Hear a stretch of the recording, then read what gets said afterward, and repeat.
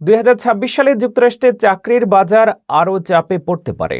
বড় কোম্পানিগুলোর বেশিরভাগই নতুন কর্মী নিয়োগ বাড়ানোর পরিকল্পনা করছে না। নভেম্বরে বেকারত্ব বেড়ে 4.6% পৌঁছেছে, যা 4 বছরের মধ্যে সর্বোচ্চ।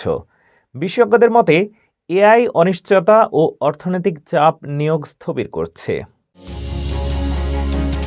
২০২৬ সাল চাকরি প্রার্থীদের জন্য কঠিন হতে যাচ্ছে এমনই ইঙ্গিত দিচ্ছে যুক্তরাষ্ট্রের বড় বড় কোম্পানি ও শ্রমবাজার বিশ্লেষকরা। সাম্প্রতিক প্রতিবেদনে দেখা গেছে অনেক শীর্ষস্থানীয় প্রতিষ্ঠান আগামী বছরে নতুন কর্মী নিয়োগ বাড়ানোর কোনো পরিকল্পনা করছে না।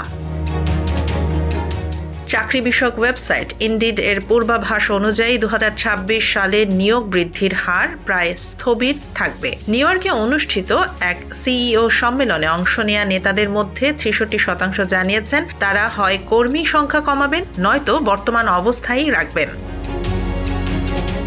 এদিকে নভেম্বরে যুক্তরাষ্ট্রের বেকারত্বের হার বেড়ে 4.6% পৌঁছেছে, যা গত 4 বছরের মধ্যে সর্বোচ্চ। ফেডারেল রিজার্ভের গভর্নর ক্রিস্টোফার ওয়ালার বলেন, আমরা প্রায় শূন্য চাকরি প্রবৃদ্ধির কাছাকাছি। সবাই নিজের চাকরি নিয়ে আতঙ্কে আছে।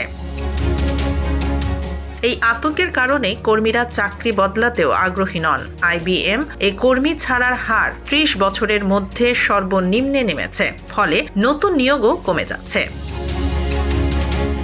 শপিফাই, চাইম ফিনান্সিয়াল এবং ওয়েলস ফার্গো এর মতো প্রতিষ্ঠান জানিয়েছে কর্মী সংখ্যা অপরিবর্তিত বা কমানোর দিকেই তারা ঝুঁকছে। বিশেষজ্ঞদের মতে কৃত্রিম বুদ্ধিমত্তা বা এআই ব্যবহারের অনিশ্চয়তা, উচ্চ সুদের হার ও বাণিজ্য যুদ্ধ সব মিলিয়ে ২০২৬ সালে চাকরির বাজারে চাপ অব্যাহত থাকবে।